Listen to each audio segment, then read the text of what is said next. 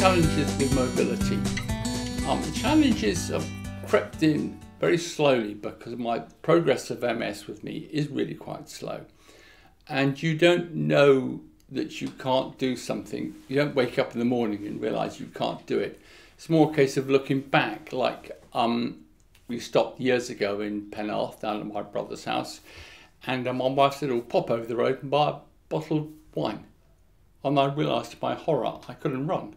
I don't know when that facility went. So things just happen.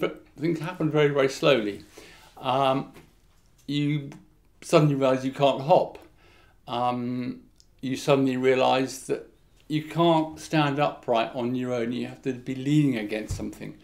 It's a bit like being drunk, I suppose, but it's just a slow and steady process of losing things which you take for granted and seeing your life kind of unzipping in front of you. It's quite daunting.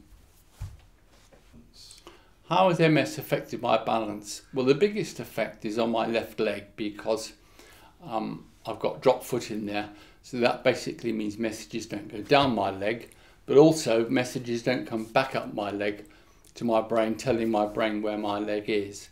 But my balance generally has been affected. It's sort of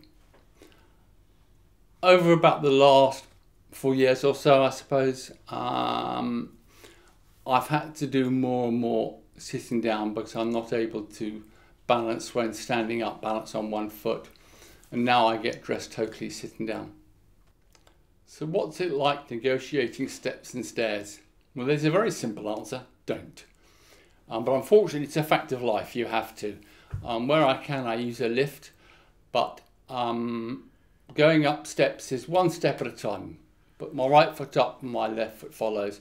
Right foot up again and left foot follows. And I can't do it freestanding. I've got to be holding on to a banister, sometimes with both hands. Using the stairs at home is a lot easier because there's a banister on each side of the staircase, so I can sort of pull myself up, which makes it a lot easier. But going up and down steps in a public place is a nightmare, and usually I have to have a person holding me up as well as me holding the banister. But lots of places have got lifts, even to go up 2 or 3 steps. They become much more accessible. So what do I do to help make my life easier getting around? I suppose I use all sorts of things.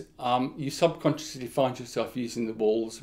You might just run your elbow along the wall when walking, but I've got worse than that. I mean, I now have to use what's called a rollator, which is a bit like a supermarket trolley, but it's got a little basket, it's got a seat you can sit on, and it keeps you stable. And I can walk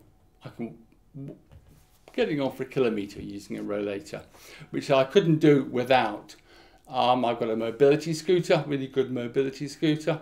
I used to use walking sticks a lot, but now they're not really much use to me. The short ones, then I moved on to the walking poles, the kind of Nordic walking poles that people use because they propelled me along.